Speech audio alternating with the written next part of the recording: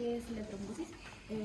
La trombosis es la formación de un coágulo de sangre dentro de los vasos sanguíneos, tanto arteriales o venosos, que va a hacer que limite, ¿no? el trayecto del flujo sanguíneo natural. Ahora vamos a tener distintos tipos de trombos en distintas en cuanto a su localización. Vamos a ver trombos venosos que van a estar localizados netamente en lo que son las venas. Vamos a tener trombos arteriales y trombos cardíacos que se van a localizar en el corazón y microtrombos también. Estos se van a definir de acuerdo a su estructura y la composición, ¿no? O el lugar donde se van a ubicar.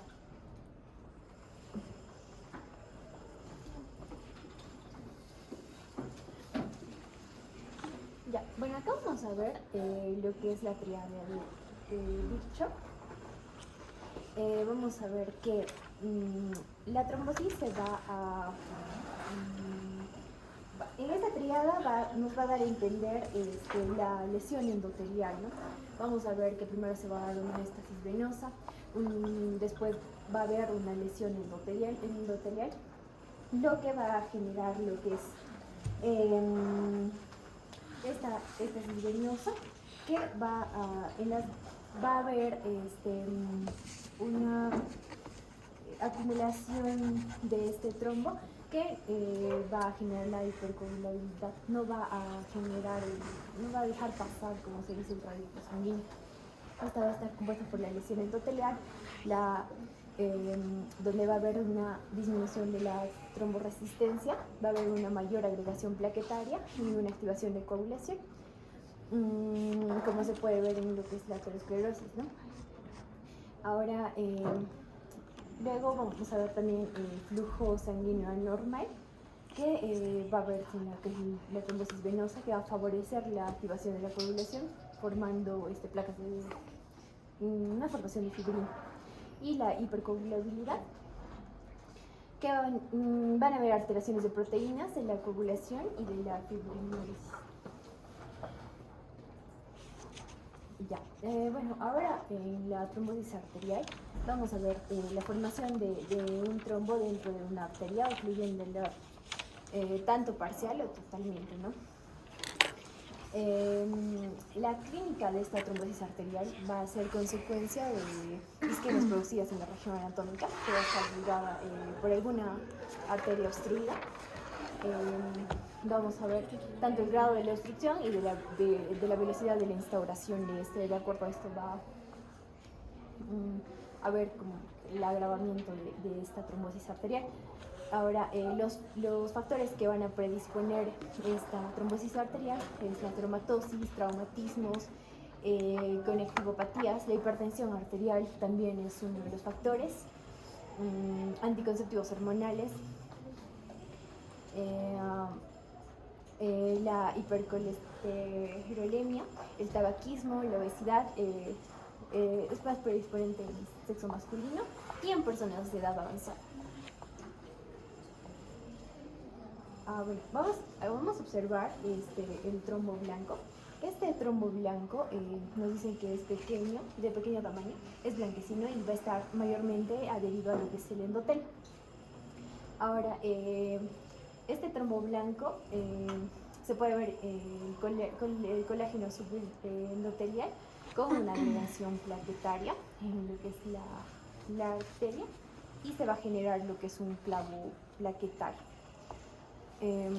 También hay trombo mixto, que van a ser compuestos de matillas, redes de fibrina y de plaquetas, ¿no? Ahora, la placa ateromatosa, esta es una lesión en la capa íntima de la pared vascular que va a ocasionar lo que es una protrusión en la misma arteria, digamos, hacia la luz de este vaso, ¿no? Y lo que va a hacer es disminuir el flujo sanguíneo, y de esta forma pues se va a generar lo que es la éstasis venosa, y va a haber un contacto del subendotelio con el torrente sanguíneo, y se va a dar la activación y la agregación plaquetaria, ¿no? Se va a agregar lo que es el factor tisular, y también va a haber una activación en la cascada de coagulación. en esta placa trombatosa. En la trombosis venosa, aquí va a haber una afección multifactorial, ¿no? Que va a ocurrir, por ejemplo, como su nombre dice, trombosis, se va a generar el coágulo en la vena. Mayormente estas va a dar como factor de riesgo en la obesidad, en el embarazo, en cirugías, en el puerperio. En la edad avanzada también está como un factor de riesgo. La inmovilización, traumatismos, y vamos a tener lo que es una trombosis venosa profunda y una embolia pulmonar. En cuanto a la trombosis venosa profunda, se va a dar mayormente en miembros inferiores, va a generar dolor, va a haber un empastamiento en la zona gemelar. Y en cuanto a la embolia pulmonar, la sintomatología va a ser la disnea, el dolor torácico y la hemoptisis. Y el trombo rojo, este trombo es de gran tamaño, es rojizo, está de matíes, no está adherido al endotelio y va a flotar en el torrente sanguíneo, ¿no? Esta disvenosa se va a formar en las glándulas venosas y va a haber menor solubilidad en factores procoagulantes. También va a haber la formación de un coágulo de fibrina que va a favorecer la agregación plaquetaria para formarse este trombo rojo. Para esto, en cuanto al diagnóstico, se puede diagnosticar por ecografía Doppler y angiotomografía también. En cuanto a la ecografía Doppler, va a darse más en cuanto a los miembros inferiores, ¿no? Y en la angiotomografía para ver en cuanto al pulmón. Aquí, en cuanto a la trombosis de la formación del coágulo, vamos a ver de dos tipos, tanto el blanco y el rojo. Que el blanco es propio de las arterias y normalmente se localizan en las arterias coronarias, en las arterias cerebrales y en las arterias femorales, y van a tener líneas de sangre, y estas van a ser de color gris blanquecinos, ¿no? Que van a haber menos eritrocitos. Y en cuanto a las trombosis van a ser propios de las venas y se van a encontrar mayormente en los miembros inferiores y van a haber menos líneas de sangre y va a haber más eritrocitos. Bien. A ver, antes de que continúe, entonces, ¿qué factores, la tríada de Wilson, qué factores son los que favorecen la trombosis? A ver, retrocede tu diapositiva.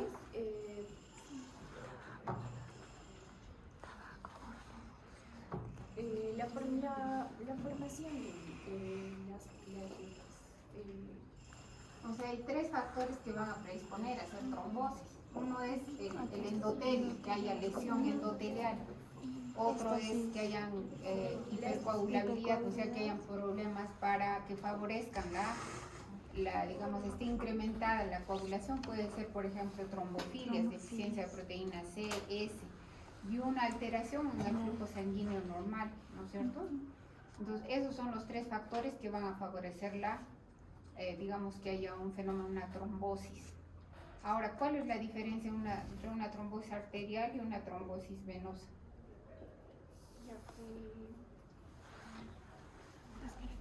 Avanza a ver la diapositiva.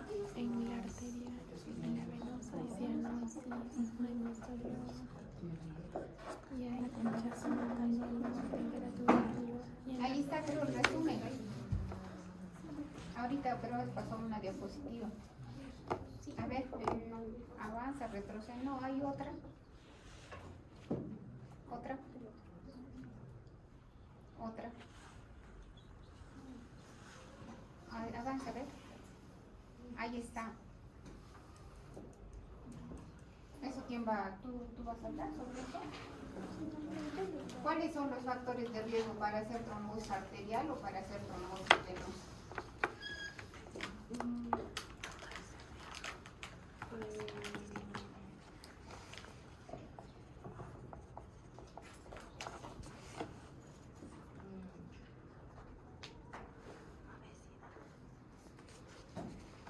Retrocede. acabas de hablar sobre eso. Retrocede, ¿no? Esos son factores de riesgo para hacer trombosis venosa, ¿no? Ahí tenemos la edad, la inmovilización, las neoplasias, el embarazo, el puerperio, la obesidad, los varices, el uso de anticonceptivos orales, las cirugías, los traumatismos son factores de riesgo para hacer trombosis venosa. Acá faltaría también las trombofilias, ¿no? Faltan las trombofilias primarias, son factores de riesgo para hacer trombosis venosa. Y para hacer trombosis arterial, ¿cuáles son los factores de riesgo? A ver, retrocede, pero ¿cuál es el principal factor para hacer trombosis arterial? Claro, ese es el principal factor, ¿no? También pueden haber factores en común con una trombosis venosa, con factores de riesgo, pero ahí sobre todo es la ateromatosis, ¿sí? Las dislipidemias, entre otros factores. Entonces, ¿qué otra cosa acá? A ver, que sigan chicos, creo que vamos a seguir hablando sobre eso. Ahora, ¿qué van a hablar? ¿Pero qué es esto? ¿Cuál es el título de los Deficiencia del titromina. El título es trombofilias primarias. ¿Qué es eso? Deficiencia Pero a ver, Trombofilias. primero tendrían que haber hablado sobre qué es la trombofilia primaria. A ver chicos, expongan. Vamos a ver en qué momento. Esto, lo que ahora va a exponer su compañero, es el tema de las trombofilias primarias. O sea, ¿qué factores, digamos, qué alteraciones en las proteínas anticoagulantes van a hacer que un paciente haga trombosis o tenga trombosis? Hay factores secundarios, uno de ellos, por ejemplo, es el cáncer. Los pacientes con cáncer tienen un mayor riesgo de hacer trombosis, pero también hay factores que son ya heredados, que podríamos decir que son congénitos, que van a predisponer a hacer trombosis. Y uno de ellos es este, ¿no? A ver, escuchemos.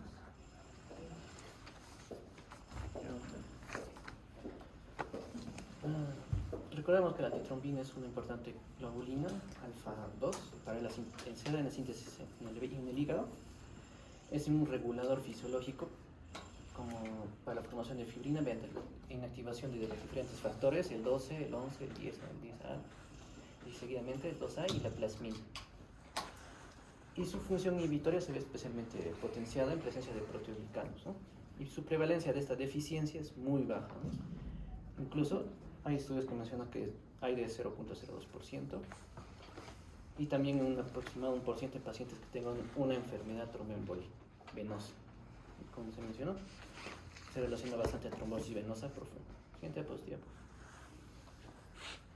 Y bueno, esta deficiencia de proteínas inhibitorias, correlación, principalmente se relacionan a dos principales, la tritomina y la proteína C y la proteína S. Primeramente vamos a hablar de la deficiencia de esa proteína C, que está bastante relacionada a la vitamina K, ¿no? O sea, dependiente de la vitamina K. Esta deficiencia es autosómica dominante, o sea, se hereda tiene una herencia dominante, ¿no? Queda fácilmente. Y en esta deficiencia de la proteína C aumenta el riesgo de 2 a 6 veces de que se forme una trombosis, ¿no? O el riesgo de una trombosis. ¿Esto cómo se va a manifestar? Por ejemplo, en los neonatos se va a manifestar como una púrpura neonatal fulminante, ¿no? Aquí vemos una imagen a la derecha que la proteína C no se va a poder conectar con su receptor, ¿no? en la célula endotelial C, y tampoco acompaña la proteína S, que es su cofactor, ¿no? Siguiente tiempo. Aquí hay dos tipos, ¿no? Para añadir. El tipo 1 es a cambio de un descenso tanto de la actividad funcional como en los niveles antigénicos, y el tipo 2 de baja actividad funcional contrastada con niveles antigénicos normales. Hay dos tipos de deficiencia de proteínas. Y la otra que hemos estado hablando de su cofactor de la proteína S, que también es dependiente de la vitamina K. Aquí la vemos, ¿no? La proteína C más la trombobulina va a ser transformada en una vitamina C activa, pero eso acompañado de un cofactor importante, la proteína S. Y esto también se puede haber un defecto en la proteína S y también es dominante. Aquí vamos a ver diferentes tipos, 3 principales. La primera es caracterizada por disminución de concentración de la proteína S total y libre de la actividad funcional. El tipo 2, con niveles antigénicos normales de proteína S total y libre. Y tipo 3, proteína S antigénica total y una disminución tanto de la proteína S libre como de la actividad funcional.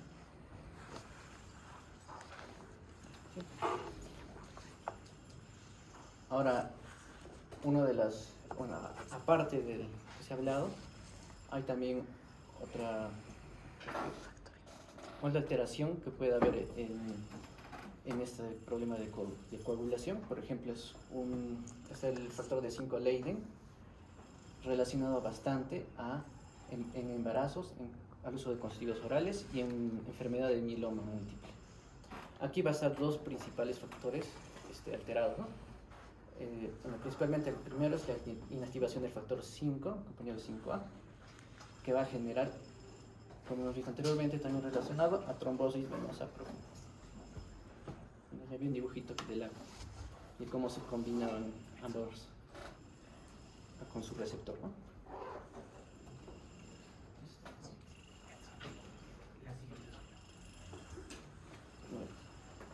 Y para terminar esa parte de las deficiencias que hemos visto, vamos a ver una que es una mutación, muy aparte de las anteriores que hemos visto, de la G20-2100A de la prototrombina, ¿no? Consiste en sustituir la guanina por adenosina, eso es en el ADN, ¿no?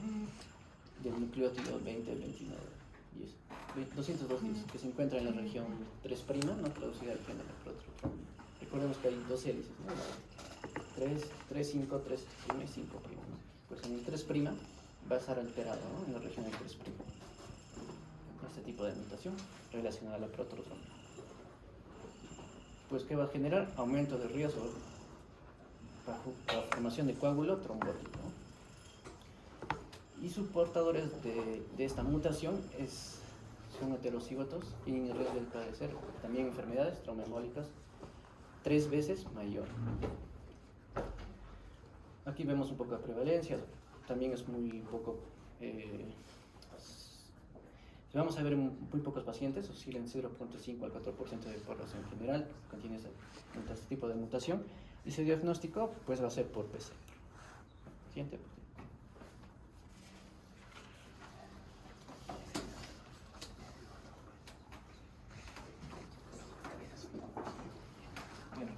Continuando en otros factores de riesgo posible genético, tenemos la hiperhomocisteinemia, que bueno, este va a ser un proceso intermedio más del metabolismo de la metionina, y menciona que tanto sus aumentos leves o moderados, esto va a contribuir a un riesgo de trombótico.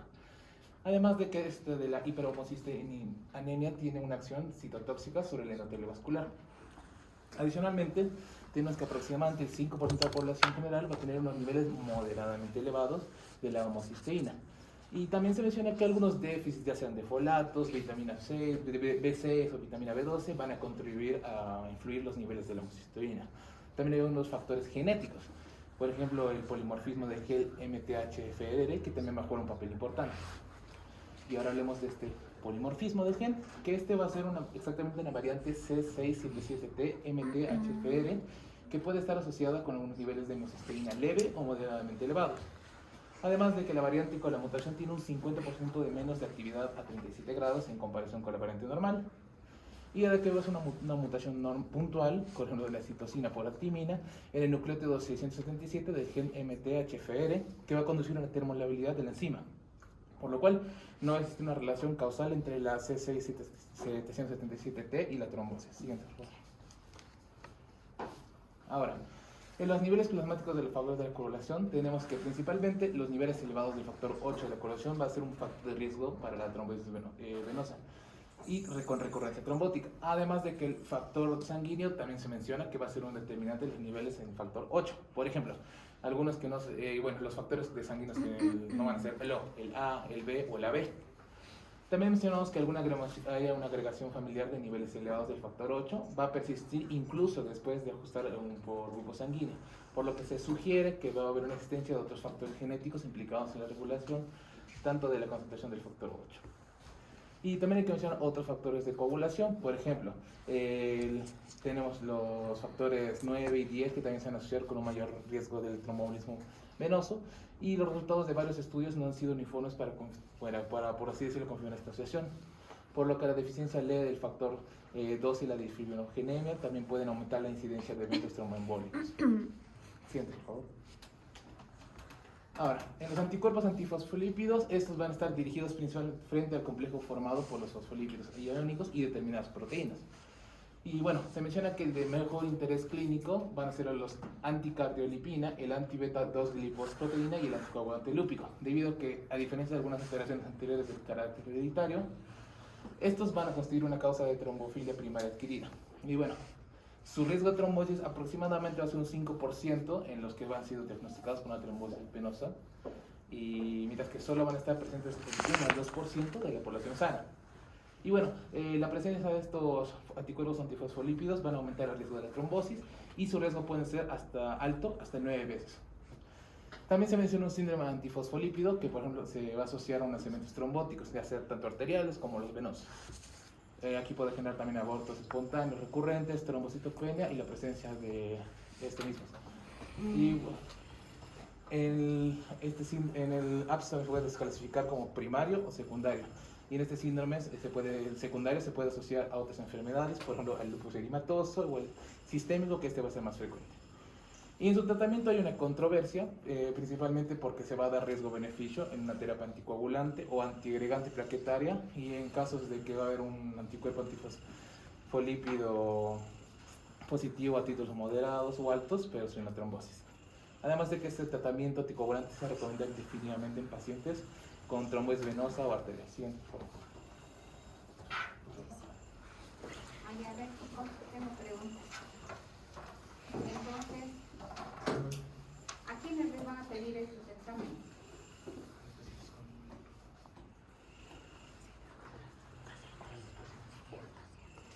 Porque esos no son exámenes que hagamos todos los días. A ver, si tengo un paciente que tiene 40 años, tiene una trombosis venosa profunda, digamos, femoral derecho, ¿qué van a hacer? Ya le han hecho ecodoppler, se confirma que tiene trombosis. La causa. Claro, tienen que buscar una causa. ¿Y cuáles son las causas más frecuentes de trombosis venosa? Por inmovilidad, muchos días, cirugía, traumatismo, El paciente no la hemos fractura, operado, cáncer, Viajes largos. lupus, le hemos buscado y no tiene neoplasias, no tiene colagenopatías, es mujer, síndrome antifosfolípico, no usa anticonceptivos orales, embarazo está embarazada, no está en el puerperio. Ya le hemos buscado, o sea, cuando un paciente tiene trombosis menor de 50 años, hay que buscar, o sea, ¿en quiénes vamos a pedir estos exámenes? Primero, cuando un paciente hace trombosis, tienen que buscar una causa, porque puede ser que el paciente tenga una neoplasia, como un paraneoplásico se presentan las trombosis. Entonces tienen que buscar una causa. Y la causa, lo primero que hay que buscar son neoplasias. Hay que buscar enfermedades reumatológicas, hacen vasculitis, hay que solicitar o preguntar sobre el uso de tratamiento hormonal. Son muchas las, hay que averiguar si se ha estado hospitalizado últimamente, hay que ver si es obeso, consume drogas, todos los factores de riesgo. Pero si no tiene y es menor de 50 años, tienen que buscar causas congénitas que nos expliquen la trombosis. Por ejemplo, un niño, justo hay un paciente que tiene 11 años. Es un niño de 11 años, lo han operado de apendicitis y ha hecho trombosis venosa profunda, femoral y hipoplitis, el miembro inferior derecho. Entonces, ¿qué tienen que buscar? Estas causas. A esos pacientes les hemos buscado ya todo, no encontramos, entonces recién estudiamos estas deficiencias. Deficiencia de proteína C, antitrombina 3, S, el factor 5 de Leydig. Eso tienen que buscar en esos pacientes que hacen trombosis y no hemos encontrado una causa. Estos son factores, también son condiciones que son heredadas. Por ejemplo, este niño de 11 años que les digo, su mamá tiene deficiencia de proteína S y probablemente él también la tenga, por eso ha hecho trombosis a tan temprana edad. Obviamente se ha desencadenado por la cirugía de apendicitis, pero pues un niño a los 11 años no hace trombosis. A ellos son los que tienen que pedir. En pacientes que son jóvenes, en los que no encuentran una causa explicable, o también pacientes que tienen trombosis recurrentes, o que tienen trombosis en lugares donde no es común, por ejemplo en la vena porta. Tienen que buscar, a esos pacientes se les hace estos exámenes. Y a los que han expuesto, entonces, ¿cuál es la causa más frecuente de trombofilia primaria? De todo lo que nos han explicado, ¿cuál es la deficiencia más frecuente?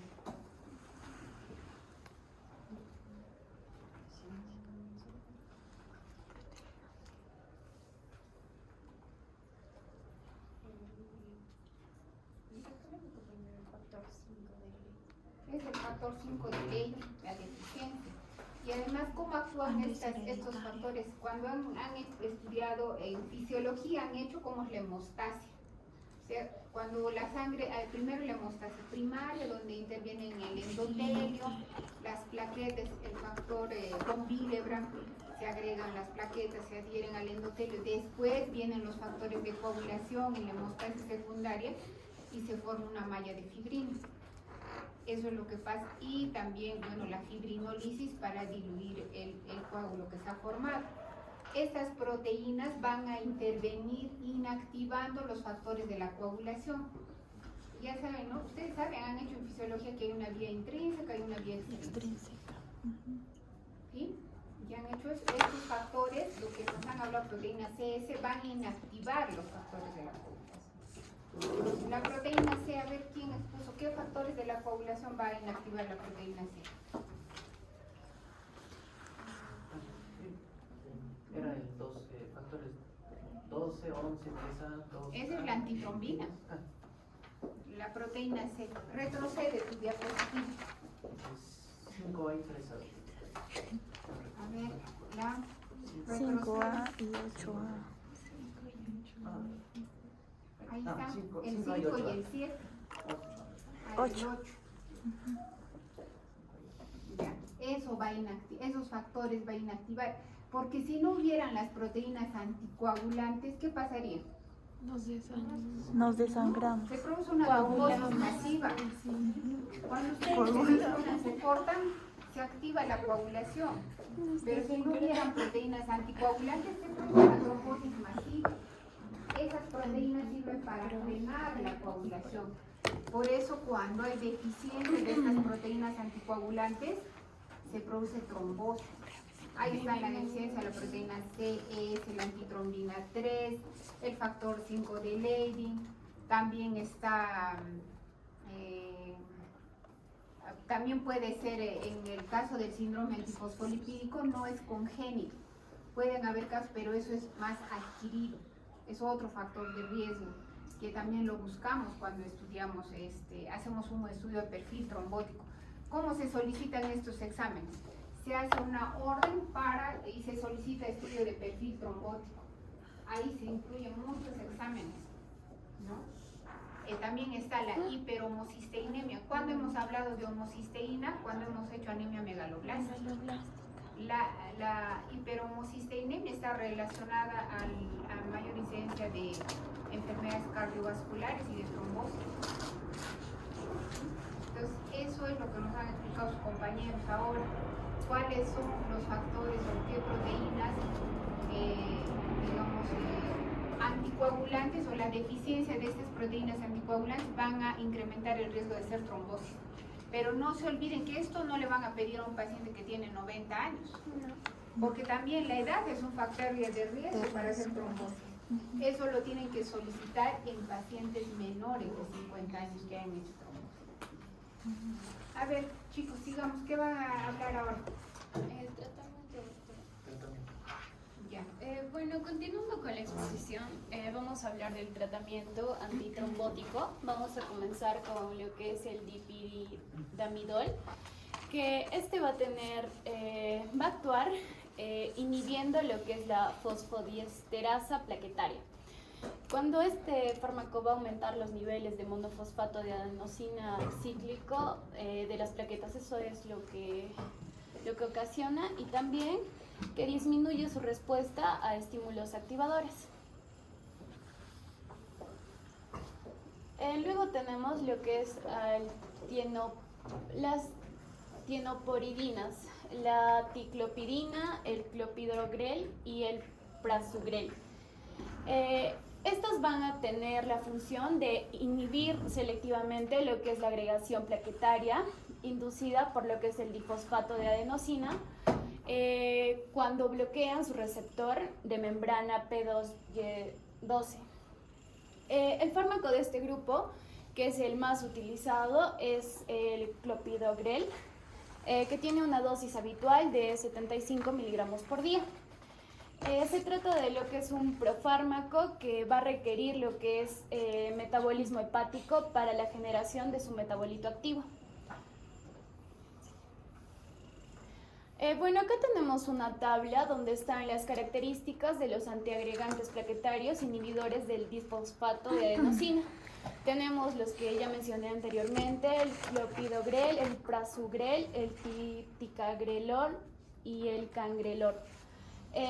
Acá tenemos lo que es a la familia a la cual pertenecen, la unión al receptor, la vida media de estos, el metabolismo, la eliminación y el tiempo para la inhibición máxima. En cuanto al primero, tenemos que pertenece a la familia de las tienopiridinas, al igual que el prasugrel. La unión al receptor es irreversible, al igual también que el prasugrel. La vida media de este es de 8 horas y del prasugrel es de 4 horas. El metabolismo es hepático de ambos y la eliminación es renal también de ambos. El tiempo para la inhibición máxima del primero es de 240 minutos y del segundo 60 minutos. En cuanto al ticagrelor, tenemos que este pertenece a la familia de las triazolpiridinas. La unión al receptor es reversible, su vida media es de 6 a 12 horas. En cuanto al metabolismo, no requiere. La eliminación es biliar y el tiempo para la inhibición máxima es de 120 minutos. Y finalmente, en cuanto al cangrelor, tenemos que este pertenece a la familia de los análogos del ATP. La unión al receptor es reversible, su vida media es de 3 a 5 minutos. No requiere del metabolismo, la eliminación es plasmática y el tiempo para la inhibición máxima es menor a 5 minutos. Bueno, continuando tenemos a lo que son los antagonistas del receptor plaquetar de la glicoproteína 2B y 3A. En cuanto a la glicoproteína 2B 3A, esta va a constituir lo que es la vía final común para lo que es la agregación plaquetaria, independientemente del estímulo iniciador, ¿no? Entre los inhibidores de esta glicoproteína se van a encontrar un anticuerpo monoclonal e inhibidores peptídicos y no peptídicos que van a competir con el fibrinógeno o el factor de von Willebrand para unirse a dicho receptor plaquetario. La principal indicación de estos antiagregantes van a ser las intervenciones coronarias percutáneas. Y bueno, en cuanto a los fármacos anticoagulantes, estos van a ser importantes en cuanto a la prevención y tratamiento de la trombosis venosa. También en cuanto para la prevención y tratamiento de trombos secundarios a trastornos cardíacos y también para la prevención de la trombosis en las prótesis valvulares cardíacas.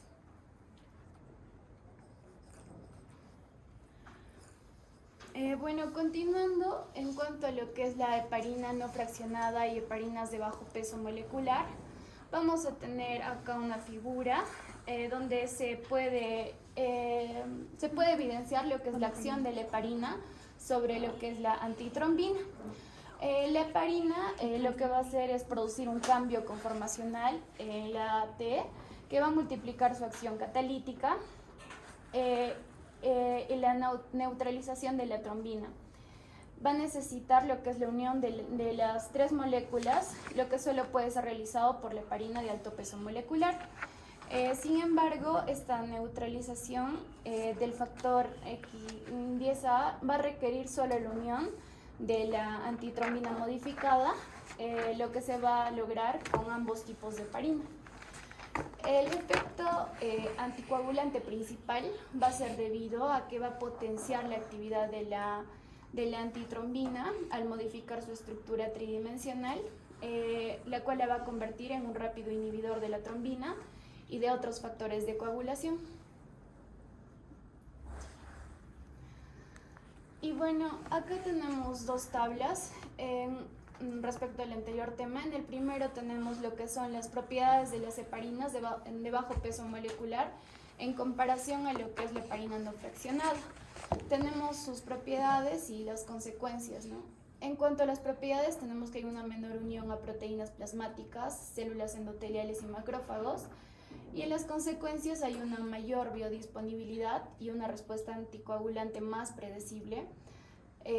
También tenemos que hay en propiedades una menor unión a plaquetas, una menor unión a osteoblastos, menor formación de complejos de heparina y mayor liberación de inhibidor de la vía del factor tisular.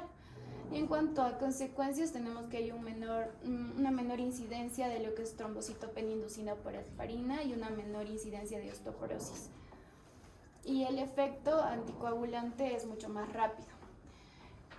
Y en cuanto a los efectos secundarios de las heparinas, vamos a poder observar lo que es la presencia de hemorragias, que van a estar relacionadas en cuanto a las dosis, al método de administración, a los factores relacionados independientemente con el paciente.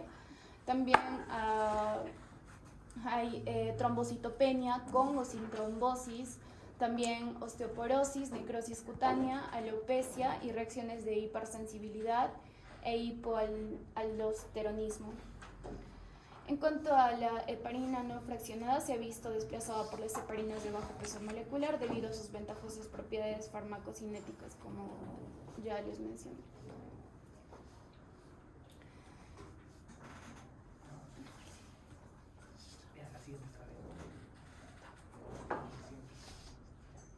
Y bueno, finalmente en cuanto a los antagonistas de la vitamina K, vamos a tener que los antagonistas de la vitamina K de mayor uso son derivados de lo que es la cumarina.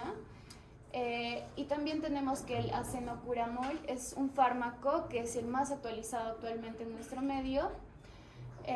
Y si bien en los países anglosajones se emplea más lo que es la warfarina, ¿no? Ambos van a actuar con la función de interferir en la acción de la vitamina K al impedir la gamma carboxilación de los factores 2, 7, 9 y 10.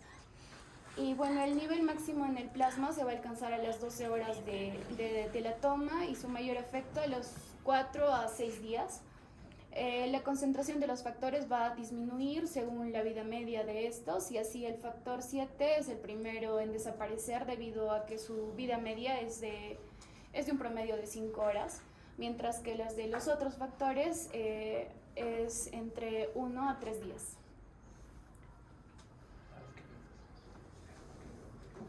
A ver chicos, acá han visto lo que es el uso de antiagregantes plaquetarios y el uso de los otros anticoagulantes. En cuanto a las heparinas de bajo peso molecular, ¿qué heparinas conocen? La de bajo peso molecular es la enoxaparina. Enoxaparina es lo que más usamos, ¿no? Entonces, por sus ventajas, porque no hay que hacer monitoreo con ningún examen. Se puede hacer, pero no es necesario, su efecto es predecible. Entonces, no tenemos que hacer monitoreo como si se hace con la heparina no fraccionada. Con la heparina no fraccionada, que es la heparina sódica, teníamos que pedir PGPA para monitorizar los niveles terapéuticos, pero hace muchos años ya hemos dejado de usar la heparina no fraccionada. Ahora usamos las heparinas de bajo peso y lo que está más disponible pues, es la enoxaparina. ¿Qué más? Ahora, Ahora, los anticoagulantes y multimarinas, lo más usamos acá es la warfarina, ¿no? Y el acenofumarol en otros países. Entonces, como dice mi compañero, incluye la síntesis de factores de ovulación, que son vitamina K dependientes. Entonces, ¿cómo se va a hacer el monitoreo del efecto de la warfarina? Por el TP y el INR. ¿Y qué es el INR?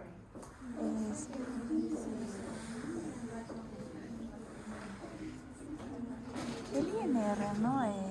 No me acuerdo. Índice algo.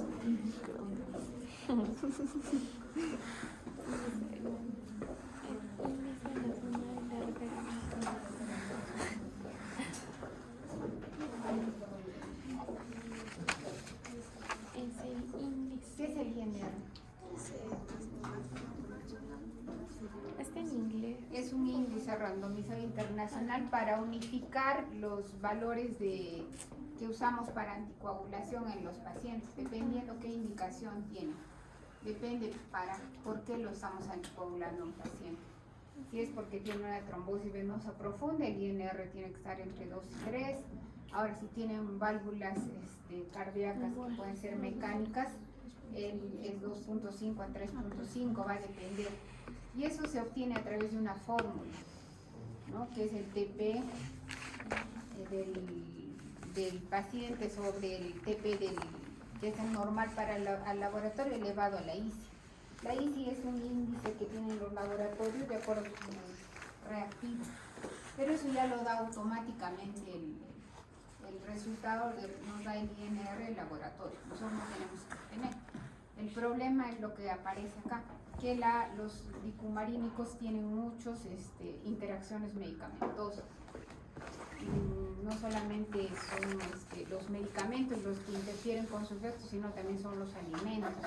Por eso es que hay mayor riesgo de hacer desangrar en los pacientes que usan. Por eso es que ahora estamos usando más los nuevos anticoagulantes orales, ¿no?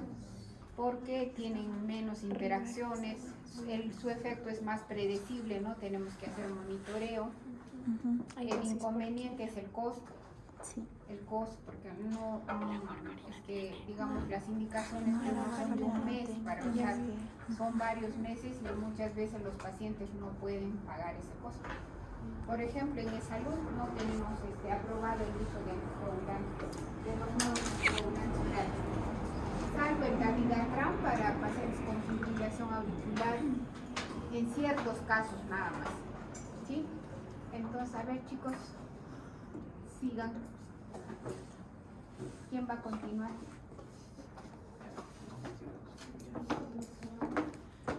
Bueno, vamos a seguir con algunos fármacos que aumenten el efecto anticoagulante, hablar principalmente de algunos de ellos. Primero, de los que desplazan los dicumarínicos de su unión albúmina, la fenilbutazona. El siguiente es los que disminuyen velocidad de metabolitos de los dicumarínicos. Aquí principalmente es el cloranfenicol. Y bueno, aparte de eso podemos añadir otro al metronidazol y al cotrimoxazol. Y el tercero grupo que nos ve en el cuadro es los que alteran los receptores hepáticos para el fármaco, la D-tiroxina. Otros los que disminuyen la síntesis de factores dependientes de la vitamina K, quinidina. Y por último, los agentes antiplaquetarios, el más conocido, la aspirina, ¿no? El ácido salicílico. Como hemos visto, muchos de estos fármacos aumentan el efecto biológico de los antivitamina K y se administra simultáneamente, ¿no? Sin reducir la dosis de anticoagulínicos. Y así favorecen que no haya eventos hemorrágicos. Otros agentes que disminuyen este efecto que vemos en esta tabla son los que aumentan el metabolismo de dicumarínicos. Aquí vemos a los barbitúricos, la rifampicina como principalmente. El segundo grupo que disminuye el efecto anticoagulante es los que aumentan la síntesis de factor de coagulación, ¿no? Aquí están los anticonceptivos orales. Y su administración oral o intravenosa de la vitamina K1 tiene un efecto diferido, ¿no? Antes de 3 a 6 horas. A ver, ¿y qué van a hacer? Porque aumenta el riesgo de sangre. Por ejemplo, si le doy warfarina y aspirina, ¿qué va a pasar? Va a estar probablemente sobre anticoagulante, terminan sangrando, probablemente una hemorragia yo le puedo. ¿Y qué tienen que hacer? Si le pido el INR y digamos está en 10, Suspender la lo warfarina. primero que tienen que hacer es suspender. ¿Qué más pueden hacer? Dar vitamina K. Muy bien, pueden usar vitamina K. ¿Qué más pueden hacer?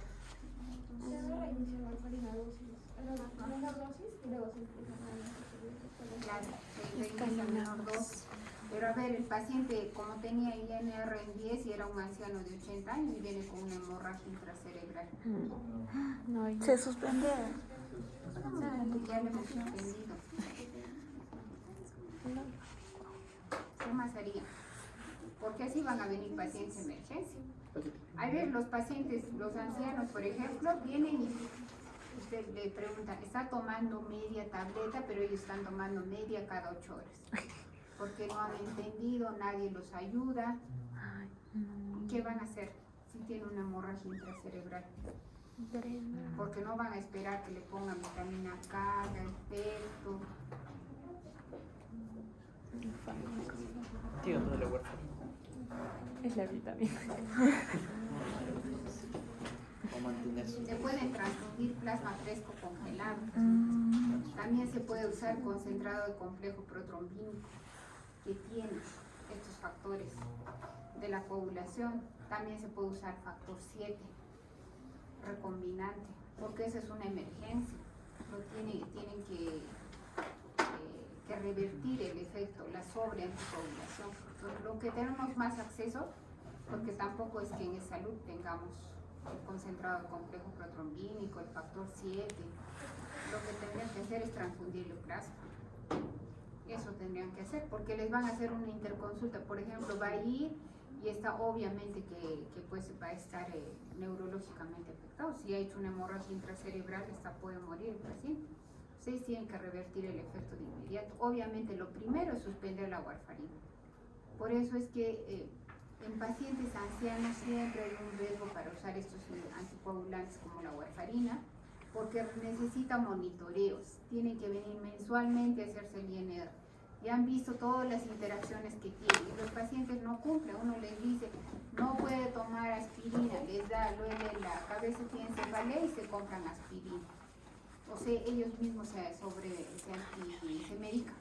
También usan antiinflamatorios, ¿no? Están resfriados o algo y ya están usando antiinflamatorios. O toman antibióticos sin consultar.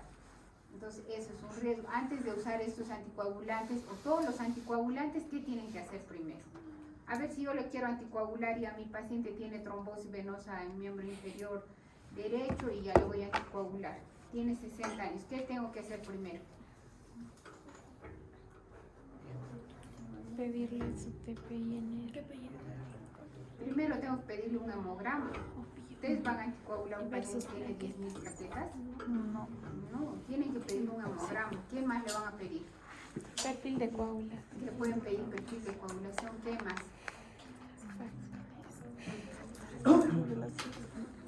Claro, le tienen que pedir un perfil hepático. Si tiene cirrosis hepática, pueden anticoagularlo, pero con una menor dosis y con una mayor vigilancia. ¿Qué más? También tienen que pedirle creatinina, porque si un paciente tiene insuficiencia renal crónica, va a haber más riesgo de que sangre el paciente. O sea, cuando anticoagulen, primero tienen que pedir exámenes. Tienen que ver cómo está su hemograma, su perfil hepático, su perfil renal, porque si no, ese paciente va a comenzar a sangrar. Sí, dime. Sí, doctora, tengo una pregunta. He estado leyendo que para la trombosis venosa profunda, por ejemplo, antes de usar la warfarina, se le tiene que dar unos 3 a 5 días más o menos de enoxaparina y luego iniciar recién con la warfarina. Sí, muy bien. Y también Eso es. una última preguntita más antes que nos vayamos del tema. Usted dijo que, por ejemplo, tenemos que valorar la función renal. He leído que, por ejemplo, para pacientes que tienen insuficiencia renal aguda se les da en este caso la heparina no fraccionada. Sí, es verdad. O sea, si queremos anticoagular un paciente, primero respecto al primer punto, el efecto de la warfarina, ¿las cuántas horas es? Eso ha puesto su compañero. 72 horas. Entonces, esas 72 horas para que haga efecto la warfarina. ¿Y eso por qué es? ¿Por qué a las 72 horas la warfarina recién actúa? Por la cascada de coagulación. Es por la vida media de los factores de la coagulación. Si ustedes revisan cuántas horas tienen, por ejemplo, ¿qué factor nos dijo que era el que se inhibía más rápido? Que solo su vida media era más o menos 8 horas. ¿Han escuchado a su compañero? No. Eso, el efecto, eso de que la warfarina va a actuar a partir de las 72 horas es por la vida media de los factores de la coagulación. Entonces, si ahorita un paciente es nuevo y tiene trombosis, pues el efecto de la warfarina no va a ser de inmediato. Entonces, por eso es que tienen que usar antes heparina. Lo que usamos es la enoxaparina. Usamos a 1 miligramo por kilo día o por kilo cada 12 horas. Si pesa 60 kilos, 60 miligramos subcutáneo cada 12 horas. Hasta que al tercer día de que hemos iniciado la warfarina le pedimos el INR. Si está entre 2 y 3, al día siguiente otro control. Y si está entre 2 y 3, ya decimos está bien, anticoagulado. Ahí recién suspendemos la enoxaparina. No se puede suspender antes. ¿Sí? Ahora, si no está, si el INR está bajo, digamos está en 1.5, se le puede aumentar la dosis de la warfarina. Puede subirle la dosis. Ahora, si está sobre anticoagulado, salió el INR en 5, le pueden bajar la dosis de la warfarina. Entonces, eso hay que hacer un manejo. En los primeros días que uno anticoagula a un paciente con warfarina, tienen que estar en monitoreo constante. ¿Sí? Ahora, los pacientes que tienen enfermedad renal crónica ya en estadios avanzados, sí, los anticoagulamos con heparina no fraccionada. Pero también hay veces usamos enoxaparina, pero a menor dosis. Por ejemplo, les damos 40. ¿No? Eso mismo hacemos cuando los pacientes tienen plaquetopenia. A ver, un paciente tiene con más de 50.000 plaquetas, podemos anticoagular a un paciente, porque sí existe el riesgo de sangrado, pero lo vamos a controlar. Si está entre 20.000 y 50.000 las plaquetas, también podemos anticoagular, pero a la mitad de la dosis. Pero si ya las plaquetas están por debajo de 20.000, ya no anticoagulamos. Porque hay pacientes, por ejemplo, se han visto pacientes con síndrome antifosfolipídico, el SAF produce trombosis, pero también produce trombocitopenia. Entonces, en esos pacientes están con trombosis, tenemos que anticoagular. Entonces, la dosis va a depender del recuento de plaquetas, ¿sí? Pero sí se puede anticoagular, obviamente con un control estricto. ¿Sí? A ver, sigamos, chicos. Ahora van a hablar sobre los nuevos anticoagulantes orales. Los de acción directa sobre la trombina y la vincatán. Los de acción directa al factor de 10A, los nuevos, los rivaroxaban, apixaban y endoxaban, ¿no? Indicados, por ejemplo, en una cirugía de cadera, eso porque el paciente está sentado mucho tiempo, ¿no? Aumenta la estasis sanguínea, es sedentario, un tiempo sedentario, ictus, embolismo sistémico y también el tratamiento inicial largo plazo de enfermedades tromboembólicas venosas. Y dentro de ese tratamiento trombolítico, los fármacos más usados clásicamente son dos activadores del plasmínogeno, ¿no? Las estreptomicinas y las oxinas. Y la administración de la estreptocinasa puede generar algunos cuadros o reacciones físicas. Otro punto que se habla es que las urocinasas es una endopeptidasa, una extraída de la orina. Tiene una acción selectiva sobre el plasminógeno. Lo que es más, tiene un efecto muy bueno fibrinolítico. El cuarto punto trata sobre el fibrinolítico más empleado, es el plasminógeno tisular, ¿no? Y el control de la terapia trombolítica se lleva a cabo a vigilancia de los niveles de fibrinolítico. Así como controlado los TPPA o los TET. Tras su finalización tiene que considerarse con tratamiento anticoagulante con heparina. En el tratamiento trombolítico, ¿no? Para destrucción de cuerpos. Y aquí tenemos algunos cuadros que nos explican sobre las características farmacológicas de los nuevos anticoagulantes, ¿no? En comparación a los que hemos visto al inicio, que eran los antagonistas de la vitamina K, ¿no? Por ejemplo, algo general es que tiene una administración oral, se pueden dar de forma oral, una biodisponibilidad mayor, la mayor es la rivaroxaban, tiene un 60-80%, y tiene una vida media de 7 a 12 horas de rivaroxaban principalmente. Sus indicaciones del tratamiento trombolítico, ya hemos visto en un TEP, una trombosis venosa profunda, obstrucciones agudas arteriales que no sean accesibles a la cirugía para ir destruyendo el coágulo, y sus contraindicaciones más resaltantes absolutas por eso una hemorragia interna, disección aórtica, y relativas en mujeres embarazadas, un traumatismo, una cirugía mayor a 12 semanas.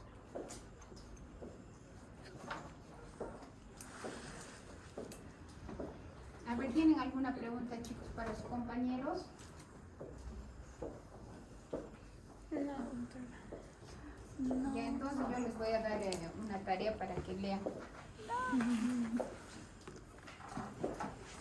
¿Qué de los nuevos anticoagulantes orales, cuáles se pueden usar cuando hay enfermedad renal crónica y o que hay por ejemplo, hay hepatopatías crónicas? ¿Cuáles? Eso van a leer para el examen. Porque pues fácil es usar cuando un paciente, digamos, no tiene comorbilidades, ¿no? Podemos elegir cualquiera de ellos, pero así no vienen los pacientes al hospital. Uno le pregunta antecedentes, son hipertensos, diabéticos, tiene enfermedad renal crónica, tiene hepatopatías crónicas. Entonces, ¿cuál es el buscar? ¿Sí? Pero digamos que estos anticoagulantes orales son los de más fácil manejo y el riesgo de sangrado es menor con ellos. Porque recuerden que los anticoagulantes pues van a entre los efectos adversos están el riesgo de que tengan sangrado en los pacientes, pero con estos va a ser menor. ¿Cómo elegimos qué le damos al paciente? ¿Cuál va a ser? El que más usamos es el rivaroxaban. En el rivaroxaban iniciamos, si es una trombosis venosa profunda, y vamos a iniciar la anticoagulación. En ese caso no es necesario ponerles enoxaparina. Iniciamos de frente, pero con 15 miligramos vía oral cada 12 horas por 21 días y después bajamos la dosis a 20 miligramos diarios. ¿Y cómo voy a saber cuánto tiempo voy a anticoagular a un paciente? ¿Por vida?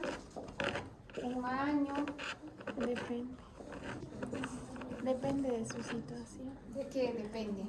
Por ejemplo, si es un paciente que ha tenido un Estos chicos accidente. son los expositores y en su celular.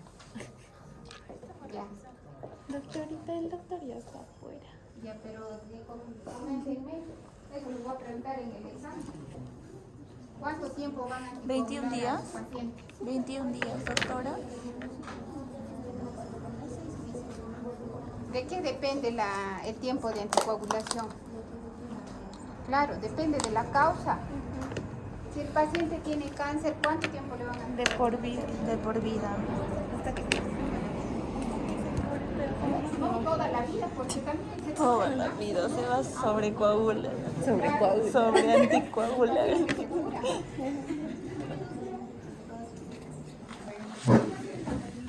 Por ejemplo, si al paciente le dio trombosis porque lo operaron, le hicieron una 21 días. histerectomía. 3 a 6 meses. Y si el paciente tiene una deficiencia de antitrombina y tiene trombosis recurrente, claro, tiene que ser de por vida porque tiene trombosis recurrente y tiene un factor de riesgo. Entonces va a depender de la causa el tiempo de anticoagulación.